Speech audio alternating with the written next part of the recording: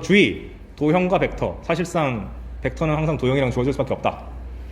평면 도형이 주어지면 서로 평행하지 않은 두 벡터를 골라서 그 두 벡터를 기준으로 연산한다.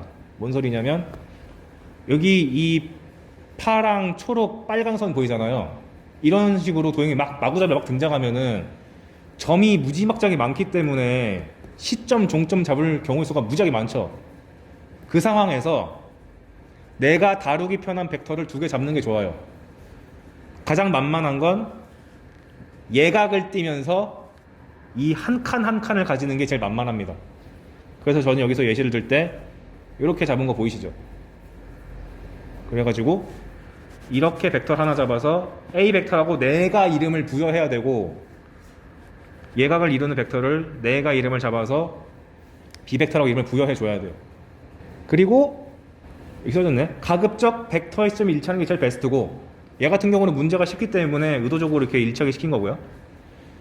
제일 좋은 건 서로 수직한 게 최고입니다. 왜냐? 서로 수직하면, 예를 들어서 이렇게 깍둑썰기를 했다고 할게요. 아, 망했네요. 다시. 이렇게 있을 때 내가 두 개의 벡터를 잡을 때 요거를 A 벡터라고 그러고 요거를 B 벡터라고 하면,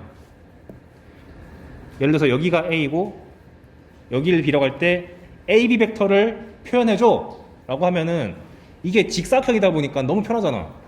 얘를 한 칸, 두 칸, 세 칸, 네 칸 보내고 위로는 한 칸, 두 칸 보내면 평행사변형법에 의해서 요렇게 갈 테니까 AB 벡터가 그냥 순식간에 4A 벡터 플러스 2B 벡터라고 바로 표현되죠. 그래서 수직한 게 제일 베스트고, 그게 힘들면 최소한 예각이라도 맞춰주는 게 가장 좋습니다. 진짜 별로인 순간은 문제에서 의도적으로 둔각 잡아버리는 거. 근데 어찌됐건 두 개의 기본 벡터를 문제에서 주면은 그걸 쓰는 거고, 안 주면 내가 잡아야 된다. 그리고 문제에서 좀 너무 지나치게 불편하게 주면 내가 편한 걸로 뜯어 고쳐야 된다. 그래서 현재 이 세 개의 선분이 이룬 각도가 60도라 그래서 이게 다 정삼각형이라는 느낌으로 볼게요. 그러면 뭔 짓을 해야 되냐? 내가 지금 삼각형에서 A 벡터랑 B 벡터 잡았잖아요. 그럼 나머지 한 변을 나타내는 벡터도 있잖아. 요거도 이름 잡아 놓는 게 좋습니다. 그래서 여기 오른쪽 보시면 써놨죠. 이거를 오른쪽으로 향하는 걸 A 벡터, 위로 올라가는 걸 B 벡터, 그리고 저는 편의상 B에서 A로 내려가는 거를 이름을 하나 줬습니다. 근데 아까도 말했듯이 이거 헷갈리면은 마이너스 B 벡터를 잡아가지고 이렇게 만들면 파악이 쉽다. 자, 그 상황에서 여기 보시면 제가 알파벳을 A, B, C, D 잡아놓은 거 보이시죠? 시점이 A인 벡터를 다 요 소문자 A 벡터, 소문자 B 벡터로 표현을 해보자. 써놓은 거예요. 그럼 보시면, 좀 구분된 색깔 써야 되는데, 검은색. 그럼 첫 번째 A, B 벡터를 한번 잡아봐라. 그럼 내가 가진 기본 벡터가 얘랑 그 다음에 얘까지 있는데, A에서 B까지 가려면 오른쪽으로 한 칸 가야 되고 우측 하단으로 한 칸 가는 게 바로 보이잖아. 그러니까 내가 이미 구해놓은 벡터 A 벡터 플러스 A 벡터 빼기 B 벡터를 합쳐가지고 2A-B 벡터라고 쓸 수 있게 된다. 이 연습을 무지막지하게 많이 해야 돼요. 연습해 보시라고 지금 보면 한 페이지 가득 채우는 거 보이시죠? 이거 안 보고 A, B만 보고 맨 끝 결과가 나올 수 있도록 연습하셔야 돼요. 그 다음에 AC 벡터를 한번 구해봐라 라고 하면은 요렇게 가는 건데, 얘를 만들기 위한 평행사변형을 한번 쫙 째려보니까 요 벡터랑 요 벡터가 필요하니까 너무 쉽네. A 벡터 플러스 B 벡터니까 그냥 그대로 쓰면 되죠. 그 다음에 A, D 벡터, 이제 슬슬 좀 짜증나기 자고요. A, D 벡터는 요렇게 가는 건데, 나의 재료가 얘랑 얘잖아요. 그럼 일단 얘가 뒤로 백하는 거니까 A 벡터가 아니라 뒤로 꺾인 마이너스 A 벡터를 써야겠다. 이렇게 생각할 수 있는 거고, 그 다음에 D로 향해야 되니까 이렇게 두 칸 가야 되는데 요 내려가는 벡터가 내가 설정해 놓은 B의 반대 방향 역벡터니까 마이너스 B로 두 번 가야 되는구만. 이렇게 잡으셔야 된다. 따라서 마이너스 A, 마이너스 BB 해가지고 마이너스 A, 마이너스 2B 벡터 이렇게 잡힌다. 하나만 더 합시다. AE. 그럼 AE는 요렇게 가는 건데 아까 전에 내가 이미 기본 벡터를 이렇게 A 벡터 잡았고 B 벡터 잡았으니까 이렇게 내려가는 걸 의도적으로 A 빼기 B라고 했잖아요. 그런데 그 방향이랑 거꾸로 해서 두 칸 갔으니까 마이너스 2배의 A 벡터 빼기 B 벡터 해가지고 이렇게 정리해낼 수 있겠다. 그래서 이 문제가 어떻게 출제가 되냐면 이렇게 나와. 지금 이건 내가 연습하려고 다 써놓은 거고 출제될 때 이렇게 나와요. A 벡터가 M AB 벡터 플러스 N AC 벡터 일 때 M과 N을 구하시오. 이렇게 나와요. 정말 전형적인 문제면서 스테디셀러인 문제입니다. 그럼 이걸 보고 어딨어? A2랑 AB, AC A2를 쓰고 AB를 쓰고 AC를 한 다음에 진짜로 AB랑 AC를 써가지고 얘를 표현하는 게 아니라 표현하기 쉬운 이 기본 벡터 두 개를 잡아가지고 AE도 표현하고 AC도 표현하고 AB도 다 표현한 다음에 이거를 그대로 여기다가 대입을 해가지고 연립방정식을 푸는 것이 목적이에요. 그래서 AE 벡터가 마이너스 2A 플러스 2B 벡터였고 AB 벡터는 뭐였더라? 2A 마이너스 B 벡터였고 AC 벡터는 A 벡터 플러스 B 벡터. 그런 다음에 A 벡터는 A 벡터끼리 묶어줘서 2M 플러스 NA 벡터. B는 B끼리 모아서 마이너스 M 플러스 NB 벡터 잡아가지고 개수 비교를 하면 M과 N이 다 튀어나온다. 요 유형이 도형만 바뀌고 계속 나와요. 그게 직사각형 형태로 나오면은 진짜 쉬운 문제고 대부분은 저런 정육각형 혹은 정삼각형 느낌이 잔뜩 박혀인 그림이 나올 겁니다. 그래서 저거에 좀 친숙해지셔야 돼요. 특히나 지금 이거 잘 보면은 정육각형이 약간 있죠. 원래는 정육각형이 내신용 도형이라고 여겨졌는데 최근 들어서 모의고사까지 침범을 많이 하고 있어요. 그래서 원래는 내가 이 그림을 내신 교재에만 넣고 수능 교재는 빼는 편인데 올해는 집어넣습니다. 요즘에 좀 많이 나오고 있어서. 그래서 권장드리는 것이 지금은 제가 시점이 A인 걸로만 해드렸는데 시점이 B인 것으로 표현하는 방법, C인 것으로 표현하는 방법, D, E 자유자재로 할 수 있게끔 그림에다 막 그려보면서 연습하시기 바랍니다. 왜냐면 내가 답을 다 달아놨잖아요. 이걸 내가 여기 앉아가지고 얘들아 이거 처음부터 끝까지 다 해볼까? 이러면 너무 지루하잖아. A만으로도 충분히 느낌은 잡았을 테니까 B, C, D도 똑같이 해보시고 문제도 바뀌어봤자 여기만 바뀌는 거야. 뭐 D를 이렇게 바꿔서 된다든가 이 정도 변형밖에 아니라니까 매우 친숙해지셔야 됩니다. 그리고 하나 팁, 정육각형 구조가 나왔다는 얘기는 우리 정육각형 보면 기본적으로 어떤 생각해야 되냐, 보자마자 6등분 해가지고 정삼각형 6개 만들어야 되거든요. 정육각형 등장하면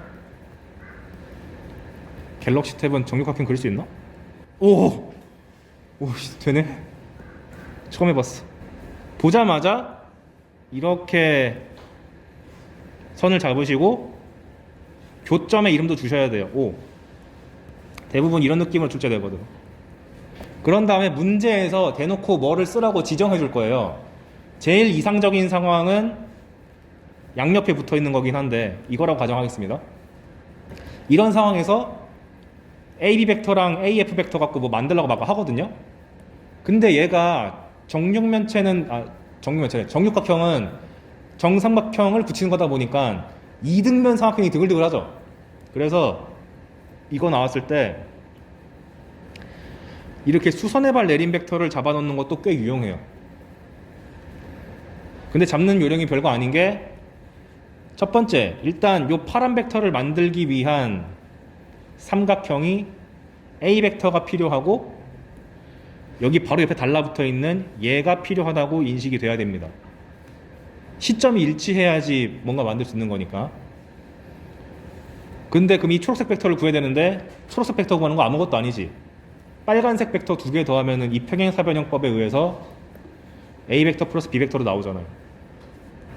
그런 다음 잘 보면 A 벡터랑 A 벡터 플러스 B 벡터를 합치면 쭉 더 이어지는 거죠. 이 끝까지 평행사변형법에 의해서. 그런데 평행사변형의 성질, 대각선끼리의 교점은 그 대각선의 교점이, 중점이잖아. 그러니까 이게 정확하게 반띵된단 말이죠. 그래서 요 수직한 벡터를 잡을 때는 전체 벡터 크기에서 반만큼 가져오면 되신다. 이것도 꽤 심심치 않게 나오는 거기 때문에 이렇게 수직한 벡터 잡는 요령은 전체 평행사변에서 반절만 띄운다. 요거 잘 나오니까 해주시면 됩니다. 그러니까 이런 거 어떻게 나오겠어요? 이 빨간색 A 벡터랑 빨간색 B 벡터를 가지고 E 벡터 같은 거 만들어라 할 때 나올 수 있겠지 뭐. 이렇게 수직 쪼개서 만들 수 있으니까. 이게 베스트란 건 아니지만 이런 짓도 가능하다. 그래서 정육각형이 난이도가 낮은 문제에서 많이 나오는 이유가 이런 이등변 삼각형의 성질이라든가 평행사변형의 성질이라든가 중합도형을 잘 물어보기 편하기 때문에 최근 들어서 출제 빈도가 좀 늘어난 것 같다. 그래서 위에 제가 그림으로 조그맣게 표현한 것도 있죠.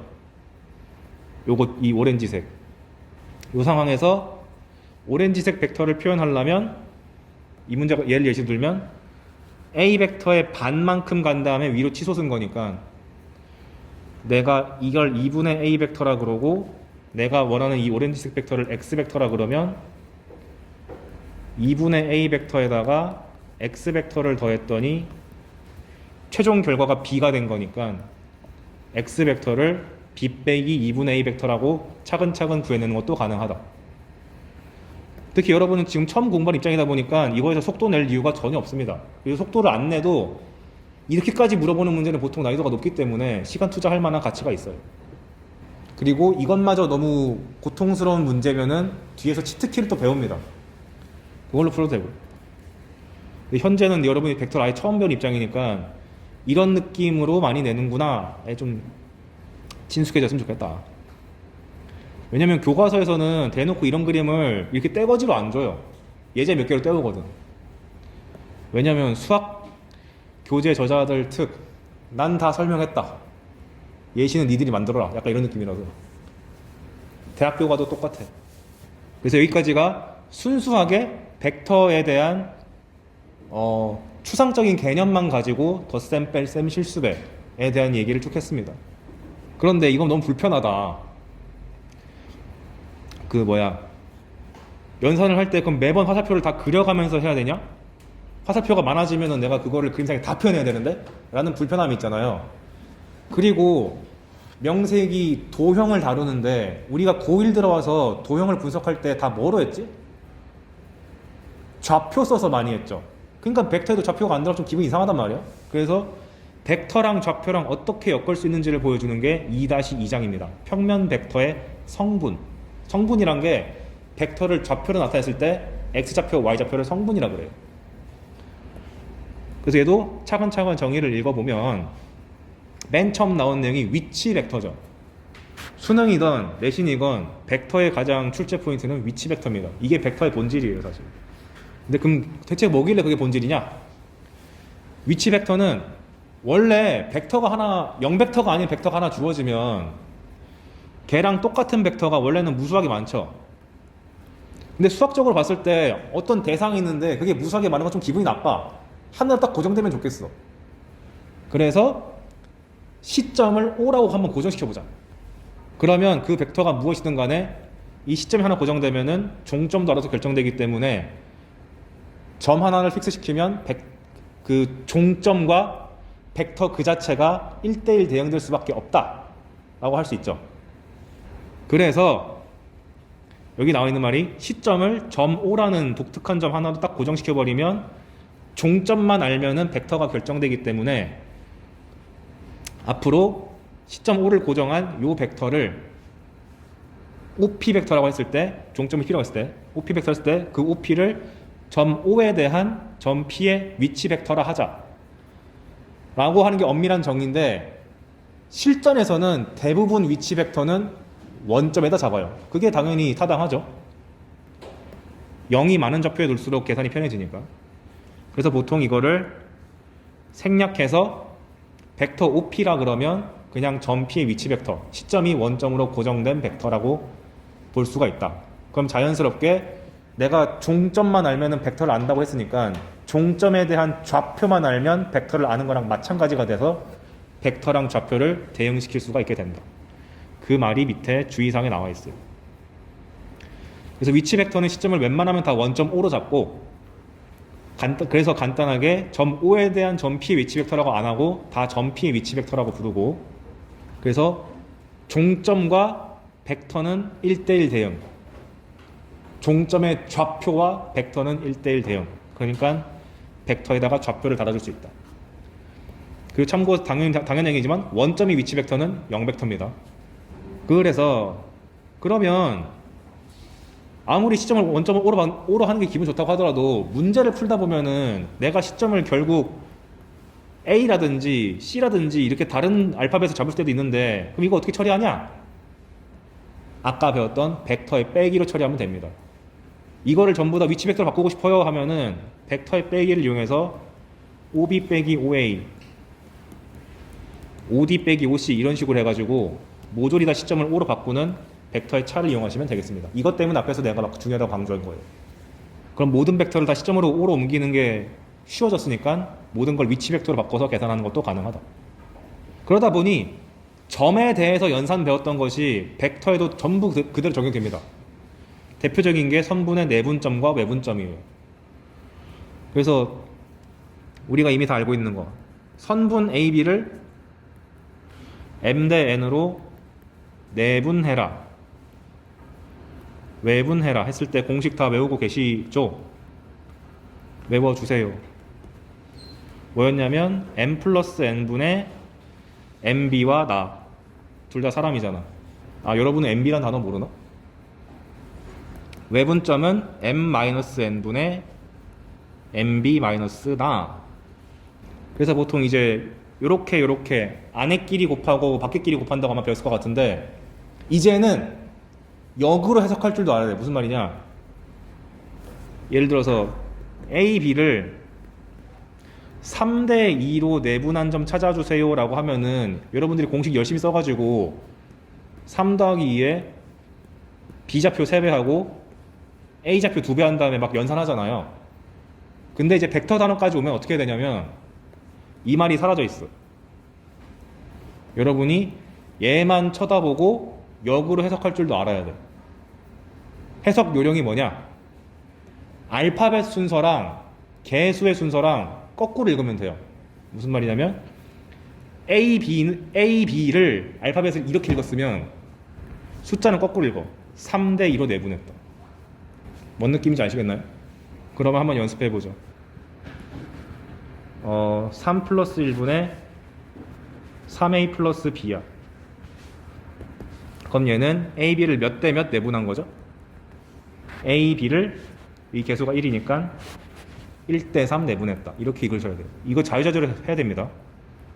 왜냐면 벡터의 준킬러급 혹은 그거보다 낮은 문제도 전부 다 내분 벡터를 엄청나게 써요. 참고로 외분 벡터도 똑같이 적용하면 됩니다. 이번 한번 빼기를 해볼까요? 이번엔 3A-4B 3 빼기 4 이렇게 나오면 A, B를 몇 대 몇 외분? A, B를 4 대 3 외분. 이렇게 하시면 되겠지. 그림상 표현하면 A, B가 있을 때 4 대 3 외분이면은 솔직히 이게 여기인지 여기인지 헷갈리잖아요. 판단 기준 간단해. 둘 다 해봐. 말 되는 그림이면은 그게 답이지. 4 대 3 말이 됩니까? 안 되죠? 그러니까 4 대 3 이렇게 하는 거구만. 그래서 굳이 뭐 이게 더 클 때는 뭐 어디 쪽이고 이게 더 클 때는 어디 쪽이다 그렇게 하는 것보다 그냥 둘 다 써봐서 말도 안 되는 그림 갖다 버리면 돼요. 그래서 벡터도 마찬가지로 A의 위치 벡터를 A 벡터, B의 위치 벡터를 B 벡터라고 했을 때 걔네를 M 대 N으로 나눈 벡터를 M 대 N으로 내분한 벡터를 P 벡터라고 했을 때 단순히 점 대신에 벡터로 바꿔치기 하면은 공식이 그대로 성립하기 때문에 받아들이시면 되겠다. 증명 과정도 선분의 내분 외분과 다를 바가 하나도 없어요. 그리고 내분점 배우면 꼭 나오는 주의사항이 중점의 위치 벡터는 나오겠죠. 우리가 중점도 2분의 A 플러스 B라고 엄청 주의사항하라고 배우잖아요. 그리고 꼭 나오는 게 무게중심. 왜냐면 무게중심이 내분점을 2번 쓰는 거라서 나올 수밖에 없어. 무게중심은 저번 시간에 했던 것 같은데 세 중선의 교점이었고 같다인데 놀라운 성질이 항상 2대1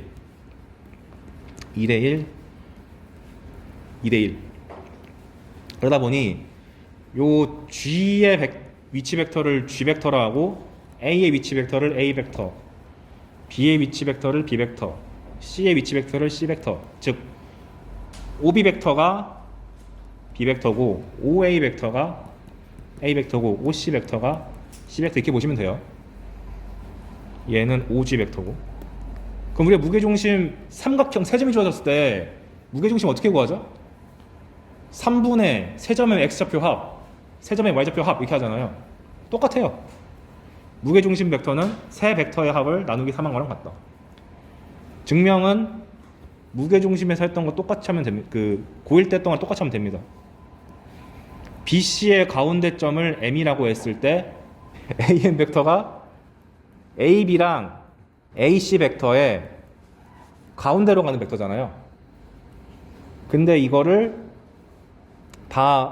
그 다음에 그 벡터에서 AM 벡터가 이만큼 가는 건데 AG 벡터는 전체가 3이라고 치면은 둘밖에 안 가는 거잖아요.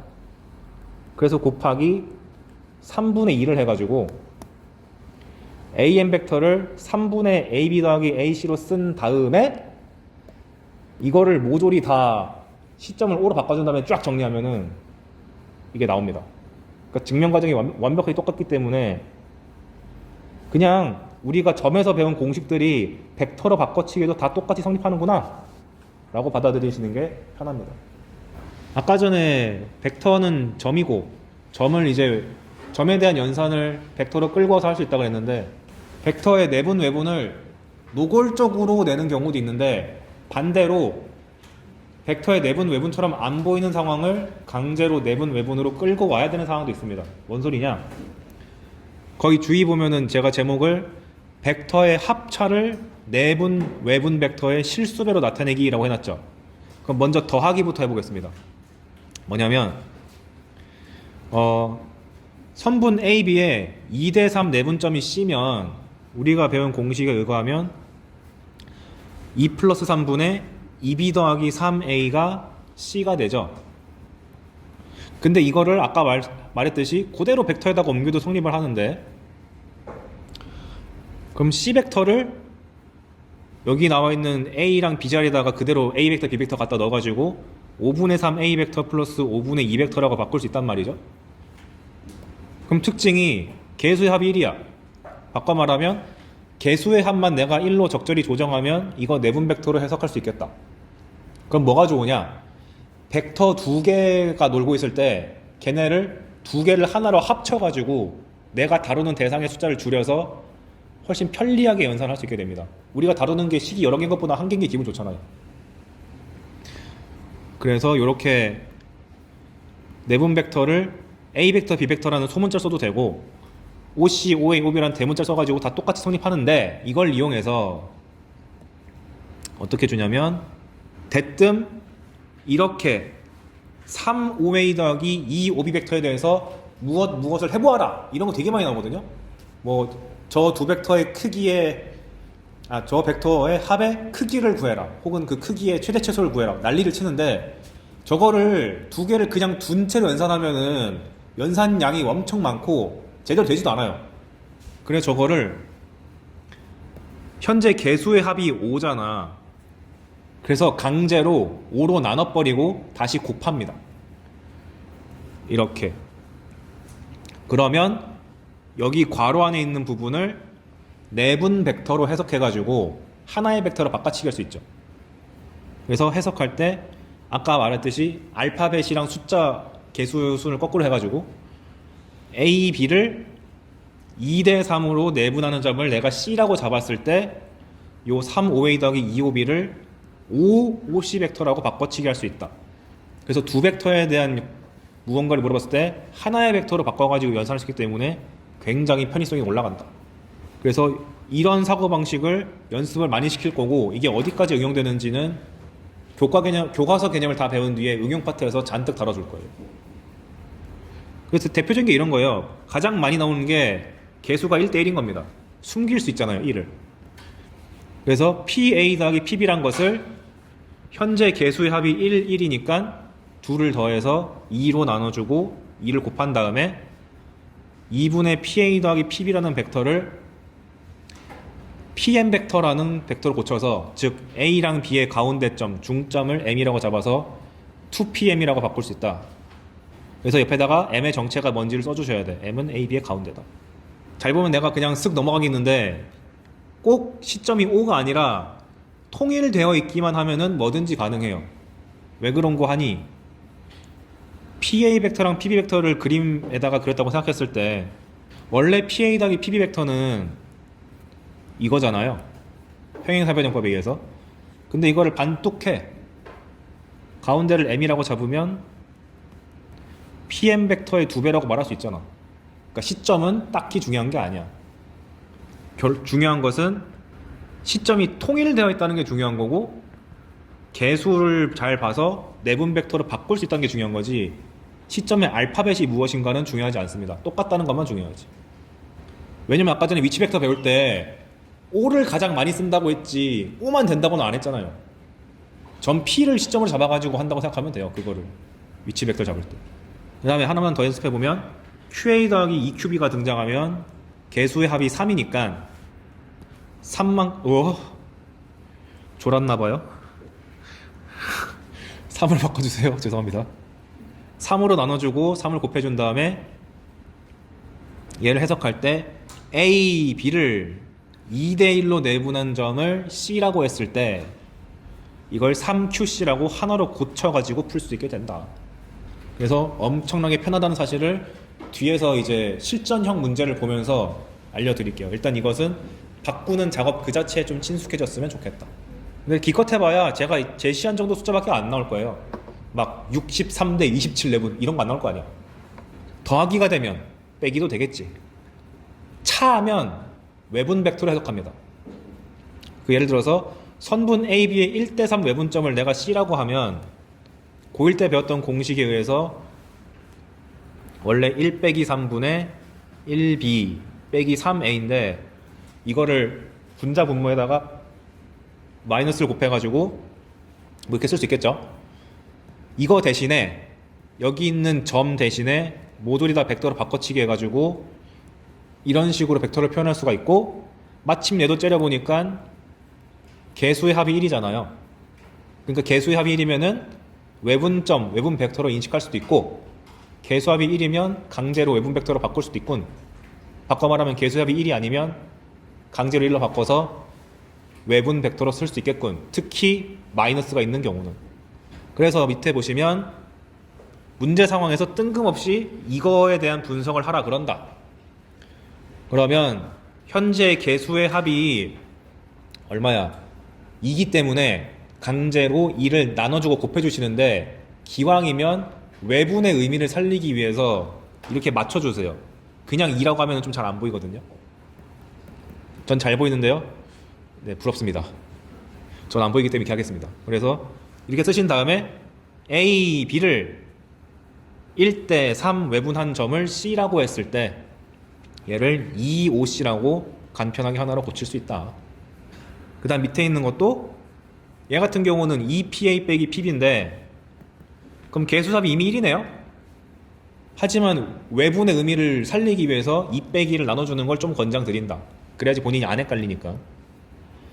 그래서 얘는 A, B를 1대2 외분시킨 점을 C라고 했을 때 PC 벡터라고 간략하게 하나로 고칠 수 있다.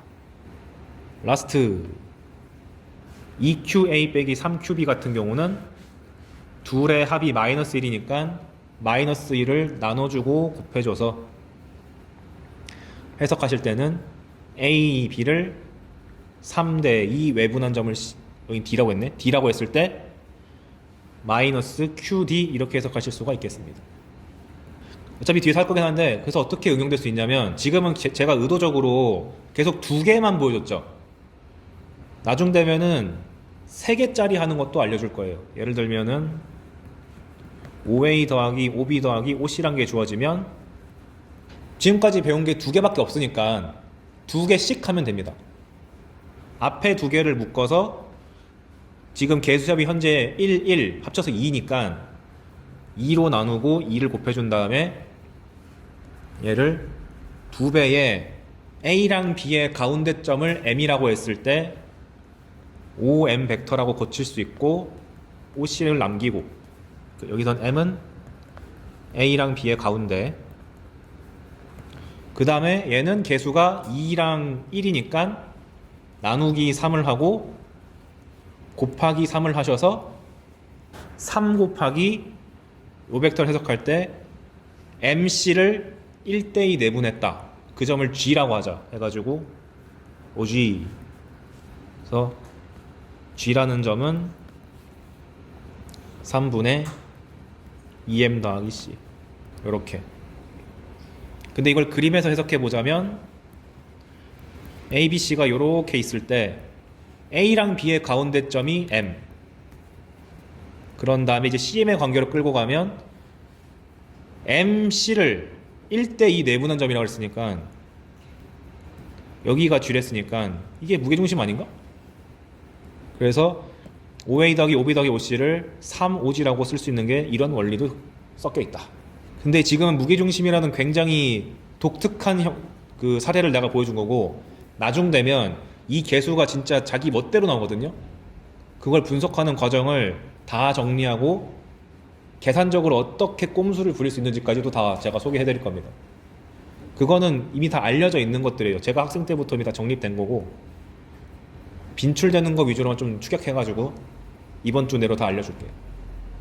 그래서 3번이 하나 주의사항이 그거죠. 아까 전에 세 점이 한 직선 위에 존재한다는 것은 이렇게 개수의 합이 1인 형태로 만들 수 있는데 그것이 내분과 외분의 의미였다.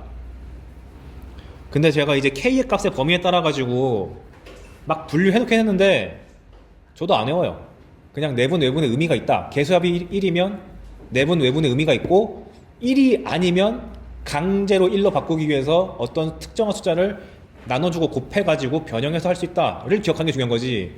뭐 K값이 어떨 때는 어디 있는 거고 K값이 어떨 때는 어디 있는 거다 그런 걸 외우는 게 중요한 게 아니다. 근데 왜 적어놨냐? 가끔씩 궁금한 친구도 있어가지고 수학적 탐구력이 높은 친구를 위해서 적어놨는데 관심 없다면 잠이 안 올 때 보시면 되겠습니다. 그래서 이렇게 내분 외분에 대한 아이디어를 가졌고요. 그럼 아까 전에 자꾸 내가 좌표 얘기 꺼냈잖아요. 그럼 실제로 좌표를 어떻게 잡는지에 대해서 한번 봅시다. 되게 직관적이고 그 좌표에 대한 연산도 무지하게 쉬워요. 그래서 보시면 평면 벡터의 성분, 이제 드디어 벡터를 좌표로 나타내 보자. 그럼 좌표로 나타내면 대체 무슨 이득이 있을까요? 아까 벡터에 대해서 정육각형 분석하는 거 했잖아요. 그 시점에서는 좌표로 하는 걸 몰랐기 때문에 오로지 화살표를 얼마나 잘 만드느냐의 싸움으로 갔었는데 나 아무리 해도 화살표가 잘 안 보여. 그러면 아까 같은 갤럭시 탭 만세 이렇게 있을 때 이렇게 좌표축을 세워버려 가지고 그냥 모든 꼭지점을 전부 좌표로 나타낸 다음에 좌표에 대한 연산을 해결해 버리면 그냥 다 튀어나오잖아. 그러니까 최후의 수단으로서 치트키가 될 수 있기 때문에 매우 편리합니다. 심지어 그래서 도형을 어떻게 좌표로 잡아야지 편한 건지도 나중에 소개를 해드릴 거예요. 문제 풀면서. 그래서 도형을 죄다 좌표로 바꿔가지고 산수 노가다 문제로 끌고 갈 수 있는 좋은 테크닉이라고 보시면 되겠습니다. 자, 그래서 어떻게 나타내냐? 이거는 교과서가 제시한 용어니까 아셔야 돼요. 내가 아까 도형과 벡터 할 때 특정 상황에서 이렇게 하나의 벡터랑 다른 하나의 벡터 잡아가지고 A 벡터, B 벡터를 잡은 다음에 얘네들로 분석하는 게 좋다고 그랬죠. 특히 그 중에서도 제일 베스트는 직사각형이 제일 좋다고 그랬는데 그 중에서도 크기가 1짜리면서 수직한 거, 좌표평면에서는 1,0과 0,1에 대해서 이름을 줍니다. 얘네들이 너무 좋은 재료라서.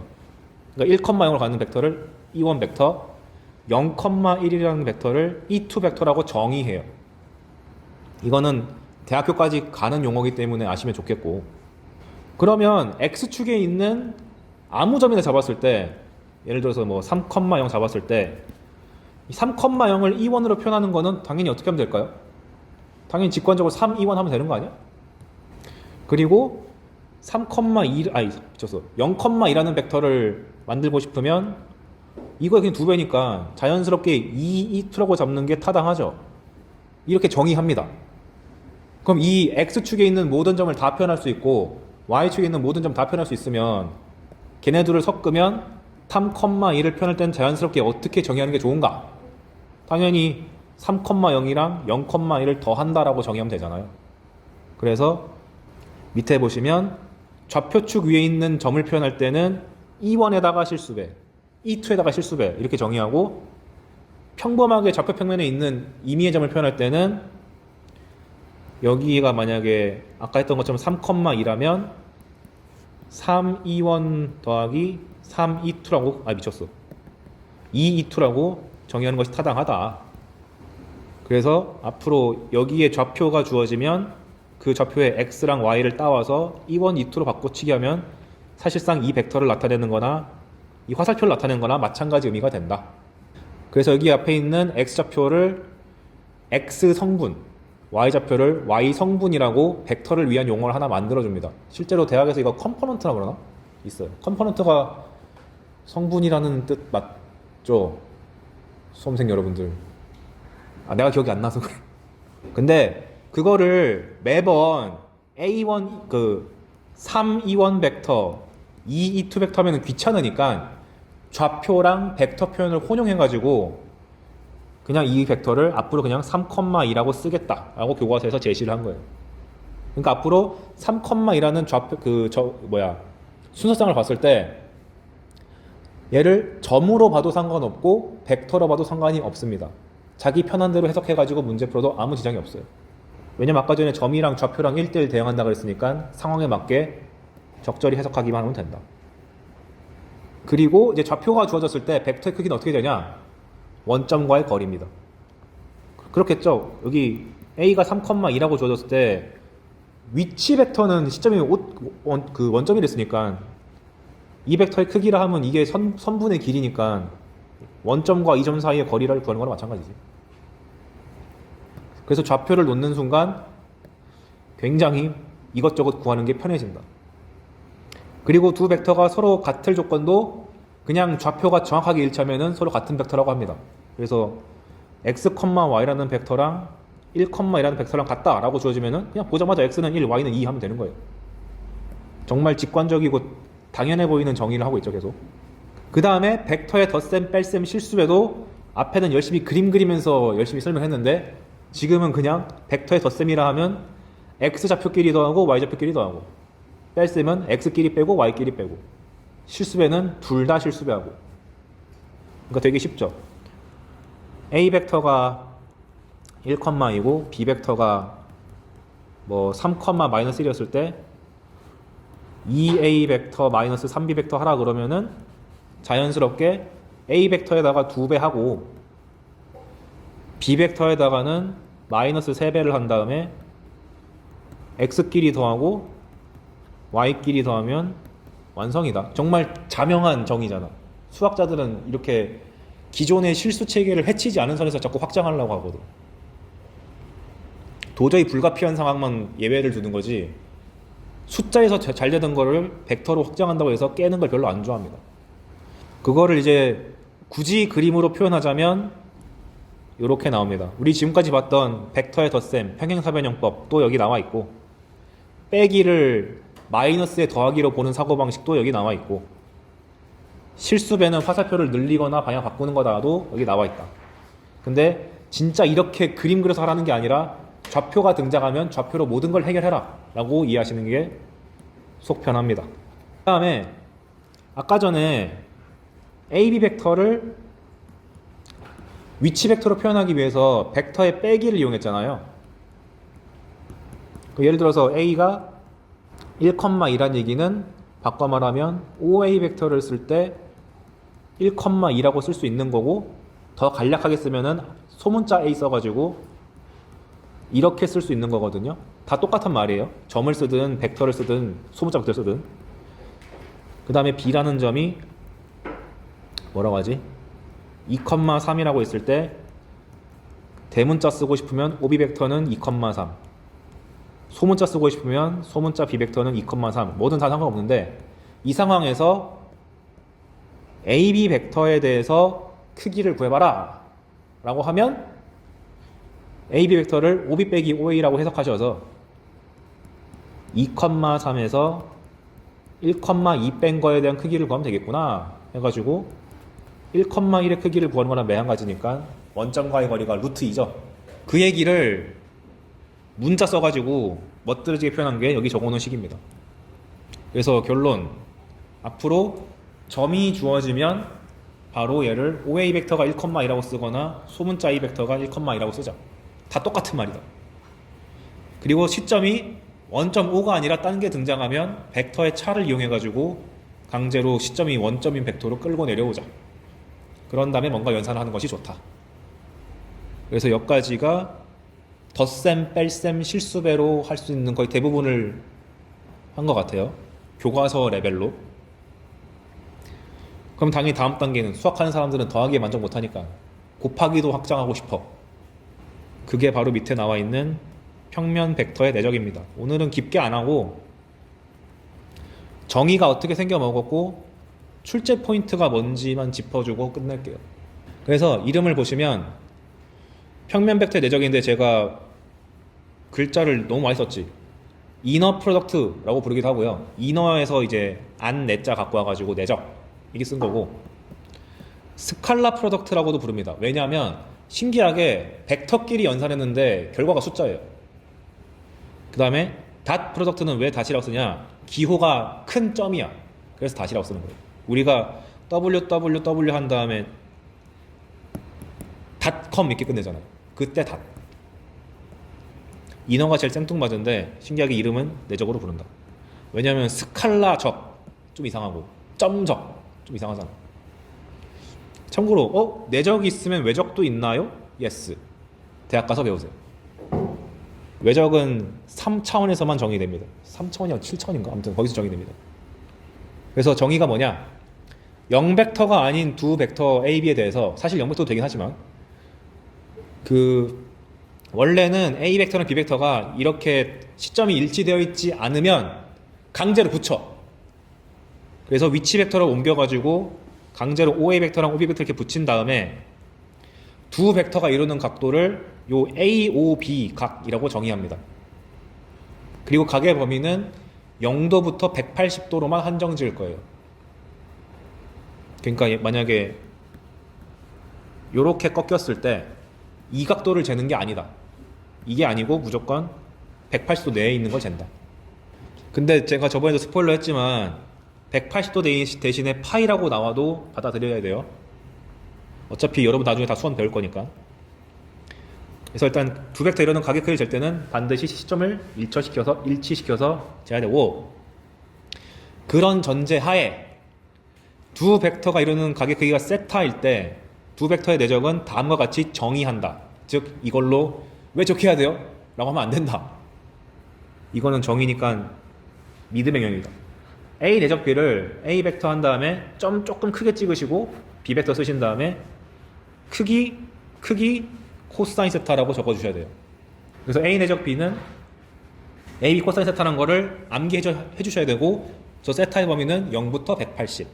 그리고 아직 안 배우셨을 텐데 코사인 값이, 여러분 아직 예각밖에 모르잖아요. 스포일러 해야겠습니다. 코사인 세타라는 것이 이런 성질이 있어요. 코사인 180도 마이너스 세타를 하면 마이너스 코사인 세타가 되거든요. 뭔 말이냐? 여기 세타의 범위가 둔각이 들어갔어. 그러면 여러분이 아직 수원을 이수하지 않은 친구는 120도가 뭔지 모르니까 얘를 코사인 120도를 코사인 180도 빼기 60도로 보셔서 얘가 마이너스 코사인 60도다 해가지고 예각으로 끌고 오셔서 계산하셔야 됩니다. 그래서 둔각일 때는 내적이 음수고 예각일 때는 내적이 양수다. 직각이면 코사인 90도 얼마인지 기억나시나요? 0. 직각이면은 내적이 0이다. 그리고 이 내용은 어차피 여러분들이 수원 삼각함수 조금만 배우면 바로 암기하는 거라서 지금은 일단 땜빵으로 기억해 두셨다가 어차피 나중에 다 써야 되니까. 그리고 지금은 전제가 0벡터가 아닐 때 이렇게 정의했는데 0벡터랑 내적하면 어떻게 되냐? 무조건 빵이다. 왜냐면 타당한 게 크기가 0이잖아. 그래서 주의사항이 벡터의 내적은 그럼 결과 보시면 두 벡터를 내적했더니 여기다 써드릴게요. 코사인 180도 마이너스 세타는 마이너스 코사인 세타다. 이거는 기억을 해주셔야 된다. 어차피 수능에도 정말 지겹게 많이 나온 거기 때문에 이거 무조건 외우셔야 됩니다. 주의사항이 분명히 벡터끼리 내적했는데 벡터의 크기도 스칼라, 코사인 값도 스칼라니까 결과가 스칼라다. 그리고 우리가 곱하기 할 때 숫자끼리 곱하거나 다항식끼리 곱할 때 a 곱하기 b 있으면 얘를 a 작은 점 b라고도 쓰기도 하고 심지어 생략하잖아요. 근데 벡터는 생략하면 안 돼요. 반드시 벡터 내적할 때 점을 확실하게 찍어주면서 하셔야 된다. 너무 또 작게 쓰면 또 안 됩니다. 충분한 크기를 가지고 써야 돼요. 3번은 오타예요. 없애시고 4번은 무슨 의미냐? A 내적 B가 AB 코사인 세타인데 코사인 값이 자 중학교로 돌아가서 코사인 정의가 빗변분의 밑변이었죠. 근데 생각해봐. 빗변이 당연히 밑변보다 크잖아. 그러다 보니까 나중에 확실하게 배우게 되는데 코사인 값의 범위가 아무리 잘 놀아봤자 마이너스 1부터 1까지밖에 못 놀아요. 그러다 보니 A랑 B를 내적했을 때 가장 커봤자 두 벡터의 크기의 곱밖에 안 되고 제일 작아봤자 두 벡터의 크기의 곱에다가 마이너스를 단 것밖에 안 된다. 즉 최대 최소가 정해져 있다. 바꿔 말하면 가계 범위를 약간 장난질 치면은 최대 최소를 좀 변형시킬 수 있기 때문에 벡터의 내적의 최대 최소를 물어보는 문제가 중킬로로서 무지막지하게 많이 등장합니다. 근데 그거는 제가 유형별로 다 정리를 해왔기 때문에 각 유형별로 어떻게 푸는지 솔루션을 외우고 있으면 다 풀 수 있어요. 그 다음 5번 명색이 기한데 그림으로 해석할 줄도 알아야지. 그리고 이 그림으로 해석하는 것이 중킬러에 접근하는 사고방식 중 하나인데 이것도 나중에 구체적 상황에서 어떻게 적용하는지 보여줄 테니까 오늘 일단 느낌만. 어떻게 해석하는 거냐면 벡터 A가 벡터 A랑 벡터 B가 이렇게 세타라는 각도를 이루면서 있어요. 예각일 때. 그때 A 내적 B라는 게 여기 나와 있듯이 A 벡터 크기 곱하기 B 벡터 크기 곱하기 코사인 세타인데 우리가 수학에서 뭔가 다룰 때 2개 이하인 게 좋죠. 근데 여긴 3개나 되니까 이거를 둘로 쪼개는 거야. 어떻게 쪼개냐면 A 벡터 크기 곱하기 B 벡터 크기 곱하기 코사인 세타. 근데 우리가 저번 시간에 했던 것 같은데 한번 직각 삼각형이 이렇게 있을 때 여기 길이를 내가 R이라고 하면 이게 코사인의 역할을 하는 거니까 여기가 R 코사인 세타가 되는 거 아셔야 되고 빗변분의 밑변이 코사인이잖아요. 그 다음에 여기가 R 사인 세타가 돼야 되거든요. 이거는 필히 암기입니다. 수원을 위해서라도. 그러면 현재 OB 벡터가 여기 있는데 이 선분의 길이가 B 벡터의 크기잖아요. 근데 여기서 B에서 OA에다가 수선의 발을 떨구면 직각 삼각형이 나오지. 그럼 여기 수선의 발 떨군 점을 C라고 했을 때 OC 길이를 코사인 세타를 동원해서 표현하면은 빗변의 길이가 B 벡터의 크기면서 코사인 세타를 가져야 되는 거 아니야? 그러니까 벡터의 내적이라는 것이 그림으로 해석하면 한 벡터의 길이에다가 다른 한 놈을 수선해발 내린 다음에 거기까지 길이의 곱으로 해석할 수가 있다. 이게 고난이도로 출제되기가 너무 좋습니다. 어떻게 고난이도로 나오는지는 뒤에서 하나하나 예제 다 보여줄게요. 일단 이런 사고방식이 가능하다. 물론 저는 A를 내리꽂고 싶은데요. 돼요. 자기 취향껏 하면 됩니다. 지금은 이렇게 보는 게 각도상 보기 좋아서 내가 저렇게 예시를 든 거지, 상황에 따라서는 A를 B에다가 내려가지고 이렇게 곱하는 것도 가능은 합니다. 하지만 지금 그걸 다 소화하기 좀 힘드니까 한 놈을 픽스 시키고 나머지 하나는 수선해발 꽂겠다, 길이를 곱하겠다, 이 사고방식이 가능하다는 걸 기억해두자. 내일도 다시 언급하겠지만. 근데 둔각인 경우는 아까도 말씀드렸듯이 음수 나와야 되거든요. 그래서 둔각의 경우는 이렇게 A 벡터랑 B 벡터랑 내적을 할 때 수선의 발을 내리긴 내려야 되는데 둔각이다 보니까 여기 위치에 못 내리고 B를 연장한 연장선상에서 내려줘야 돼요. 그러면 왜 연장선상에 내려야 되냐? 여기가 세타면 여기가 180도 빼기 세타죠. 그러면 이 빨간색의 길이가 벡터 A의 크기인데 요 직각 삼각형에서 밑변의 길이가 벡터 A의 크기 곱하기 코사인 180도 마이너스 세타잖아. 근데 아까 내가 말하기를 코사인 180도 빼기 세타는 마이너스 코사인 세타라며. 그럼 얘를 마이너스 A 벡터 크기 곱하기 코사인 세타라고 바꿔 쓸 수가 있게 되네. 그러면 원본 여기 B 벡터의 크기 곱하기 A 벡터를 수선해발 내린 요 길이에다가 음수 마이너스까지를 붙여줘야지 A, B 코사인 세타라는 길이가 나오죠. 그래서 둔각일 때는 길이의 곱을 구한다까지는 동일한데 둔각은 마이너스를 붙이는 걸 절대 까먹으면 안 된다. 요점은 그래서 한 놈을 고정, 나머지 한 벡터를 그 고정된 벡터에다가 수선해발 뚝 떨어뜨리고 길이를 곱한다. 근데 각의 크기를 봐서 양수인지 음수인지를 결정해야 된다. 그 말을 한마디로 압축한 게 여기 위에 제목인 길이의 곱 곱하기 부호입니다. 이제 이 말이 뭔 뜻인지 이해되죠? 그래서 배울 때는 이렇게 길게 배운 다음에 암기는 압축해서 해야 되잖아요. 그 다음에 3번. 방금 전에 벡터를 좌표로 할 수 있다며요. 좌표를 동원했을 때는 그럼 대체 내적이 어떻게 되냐? 진짜 쉽다. 벡터가 A 벡터가 A1, A2, 벡터 B는 B1, B2라고 줬을 때 둘을 내적한 결과는 놀랍게도 X끼리 곱하고 Y끼리 곱한 다음에 더하면 그게 내적이 됩니다. 증명 수1의 코사인 법칙을 동원해야 돼요. 여러분 아직 못하잖아. 믿음. 그래서 총 정리하면 내적에서 출제할 수 있는 요소가 총 3개입니다. 밑에 보시면 주의사항 2번 보시면 A 내적 B가 주어지면 첫 번째 공식이 A 벡터 크기 B 벡터 크기 곱하기 코사인 세타인데 얘는 세타라는 대놓고 하나의 큰 정보가 있기 때문에 각을 요구하면 무조건 이겁니다. 써놨죠? 문제에서 대놓고 각을 구하라? 그러면 A, B 코사인 세타를 쓸 수밖에 없다. 두 번째, 길이의 곱 곱하기 부호는 문제에서 그림이 대놓고 주어진 상황에서 내적하라 그러면은 의심. 즉 삼각형이라든지 사각형이라든지 구체적인 도형이 나와 있을 때 써먹을 만하다.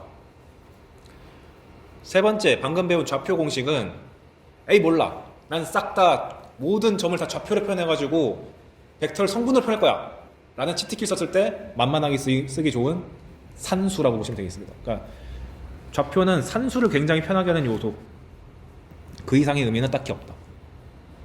그러니까 당연히 준킬러급 이상 출제가 되려면 각을 구하거나 길이의 곱 곱하기 부호를 낼 수밖에 없는 거죠. 좌표가 너무 쉽다 보니까.